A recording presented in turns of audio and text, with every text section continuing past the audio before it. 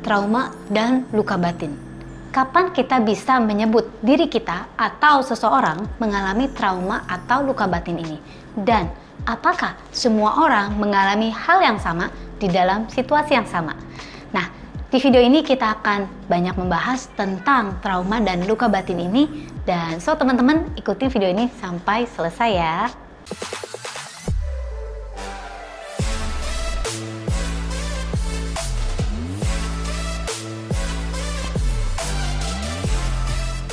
Halo teman-teman, welcome back to Teta Mega TV channel. Saya dengan Clara Angeline.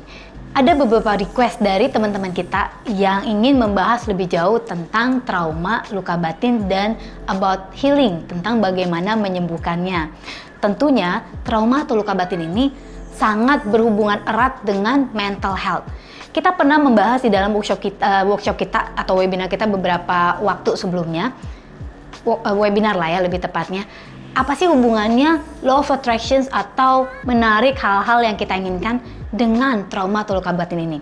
Nah, tentunya ketika di dalam diri kita ada sesuatu nih, trauma atau luka batin yang berhubungan erat dengan apa yang ingin kita tarik ya teman-teman. Karena kita punya banyak faset kehidupan. Nah, kalau trauma atau luka batin ini membuat kita sulit untuk bahagia, sulit menjadi diri sejati kita, maka tentu aja itu energinya menghalangi kemampuan kita untuk menarik hal-hal yang baik, menarik apa yang kita inginkan di dalam hidup kita. So, apakah mengenangani trauma atau luka batin ini penting nggak sih? Kalau dari definisi saya di atas tadi, menurut teman-teman penting apa nggak? Komen di bawah ini ya teman-teman. Nah, so apa sih yang disebut ketika bagaimana kita bisa mendefinisikan diri kita?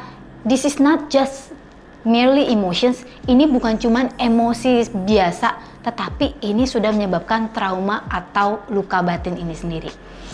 Nah, jadi definisi trauma ya, trauma itu kan bisa secara fisik ya.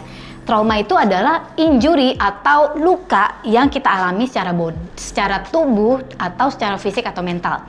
Saya mengutip dari satu orang dokter, jadi seorang dokter yang bernama Dr. Ronald Truden. Dia itu medical doctor yang memang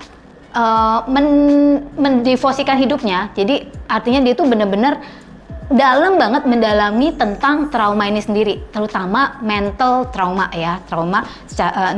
Jadi dia mempelajari bukan cuman dari segi mentally, tetapi dari neuroscience-nya. Nah, trauma ini sifatnya subjektif ternyata teman-teman. Jadi peristiwa atau event yang sama belum tentu menyebabkan trauma kepada dua orang yang berbeda. Yang satu bisa saja mempersepsikan dengan cara yang berbeda. Jadi untuk apa sih syarat atau karakteristik kalau ini tuh udah disebut trauma atau enggak? Saya bacakan ya. Satu, udah pasti ada peristiwanya. Yang kedua itu peristiwa ini ada artinya pada seseorang ini secara signifikan. Ya, bisa saja misalnya ini melukai harga diri atau citra diri dia, atau bisa dihubungkan dengan kehilangan sesuatu, kehilangan seseorang, kehilangan jati dirinya, kehilangan status, kehilangan kehidupan, kehilangan hubungan, dan ada konsekuensi dari peristiwa tersebut biasanya. Ini menurut Dr. Ronald Truden itu ya. Dan yang pastinya biasanya disebut trauma atau luka batin ketika menyebabkan satu kondisi kronik stres ya. Nah, jadi sebenarnya intinya itu bukan peristiwa itu sendiri saja, tetapi arti dari peristiwa itu bagi seseorang. Nah, bisa aja trauma ini dialami ketika dia sebagai orang pertama. Orang pertama itu artinya dia yang langsung mengalami, misalnya dipukul dan dikatain sampai menyakiti harga diri, itu langsung ya orang pertama. Atau dia sebagai orang kedua. Biasanya ini kalau yang dia sebagai orang kedua, misalnya nih anak kecil yang melihat ibunya misalnya disiksa atau ibunya di abuse, atau melihat misalnya satu peristiwa di dalam hidupnya dia tidak mengalami sendiri, tetapi peristiwa ini menyebabkan trauma secara mental, secara batin di dalam dirinya. Nah, apa aja sih jenis-jenis trauma? Trauma itu ada yang one time event. Trauma yang disebabkan oleh peristiwa yang sekali terjadi. Misalnya, apa aja sih? Kecelakaan ya. Kecelakaan bisa menyebabkan trauma.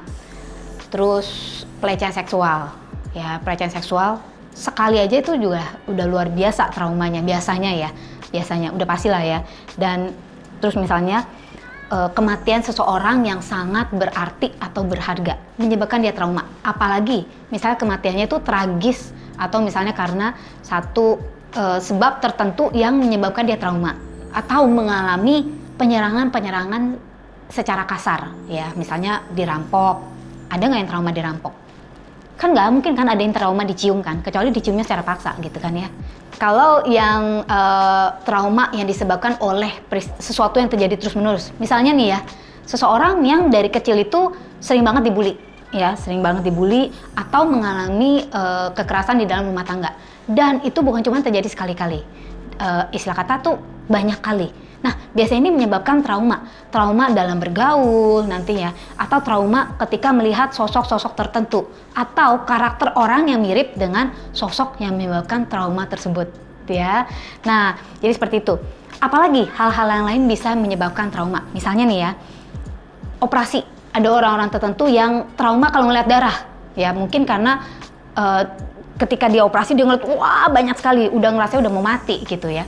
Mungkin ini sesuatu yang untuk orang lain bukan hal yang besar gitu. For me it's nothing. Tetapi untuk orang tertentu ngelihat darah sedikit aja itu udah luar biasa trauma. Karena dia mengingat mungkin satu peristiwa yang misalnya lagi dioperasi ngelihat darahnya luar biasa banyak gitu ya. Atau misalnya hal-hal yang bisa menyebabkan trauma, misalnya break up. Nah, jadi kalau istilah kata nih kita memiliki hubungan yang pacaran lah ya, pacaran atau berumah tangga, dan ternyata break up-nya nggak oke gitu loh, dan menyebabkan trauma. Bisa menjadi trauma untuk misalnya memiliki hubungan lagi, menjalin hubungan yang baik di masa depan. Atau trauma yang disebabkan karena dipermalukan atau dikecewakan secara mendalam. Sekali lagi, kalau dipermalukan atau dikecewakan secara mendalam, ini sangat subjektif ya teman-teman. Nah, kebanyakan trauma itu sifatnya subjektif, kecuali hal-hal yang udah pasti, misalnya seperti sexual assault, itu udah pasti gitu ya. Biasanya pasti menyebabkan trauma. Sekarang kenapa sih trauma ini harus kita atasi secepatnya? Nah, karena trauma ini ternyata adalah proses biologis teman-teman. Dalam tubuh kita itu tuh seperti ada, sebenarnya tuh ada aliran listrik atau elektron yang bekerja. Nah, aliran-aliran ini bisa ketika ada trauma, itu bisa terjadi yang namanya energy block. Ya, dan energy block ini manifestasinya atau keluarnya bisa aja secara fisik. Ya, jadi kamu bisa memiliki penyakit tertentu karena kamu memiliki luka batin atau trauma yang tidak terobati atau belum diobati, atau bahkan tidak diakui, tidak pernah divalidasi, tidak pernah dilepaskan, dan itu lama-kelamaan membusuk istilah kata. Jadi sebenarnya apa ya? Kalau orang zaman dulu ngomongnya perasaan dipendam gitu ya. Jangan mendam makanya ya. Mau lu mendam cinta juga nggak bagus. Kecuali mendam duit ya mungkin bagus kali ya. Tapi yang mendam trauma itu nggak bagus. Jadi itu harus dilepasin ya teman-teman. So pertanyaannya nih teman-teman, apakah orang yang mengalami trauma tidak bisa memiliki hidup yang normal? Nah, buat saya itu tergantung dari besar dampaknya ya. Banyak banget kok orang yang hidupnya itu kelihatan biasa-biasa aja, tetapi dia mungkin punya trauma minor artinya trauma kecil untuk hal-hal tertentu, biasa kita sebut fobia gitu ya, atau trauma besar untuk aspek tertentu. Misalnya nih, bisa aja nih orang jago banget cari duit, pokoknya gila-gilaan jago, tetapi soal relationship zonk alias parah banget. Kenapa? Mungkin ada trauma di bidang tersebut. Atau sebaliknya, secara relationship oke, dan istilah kata hidup yang lainnya oke-oke aja, tetapi kalau soal megang duit nggak bisa. Kenapa? Nah, sekali lagi, mungkin ada trauma yang kita nggak sadar, dia sendiri nggak sadar, dan itu berhubungan dengan uang. Nah, kalau soal yang duit itu kita harus bikin video tersendiri dan bahkan workshop tersendiri untuk membahas, karena itu luar biasa besar topiknya. Oke, pertanyaan terakhir, apakah trauma ini bisa disembuhkan? Pasti bisa.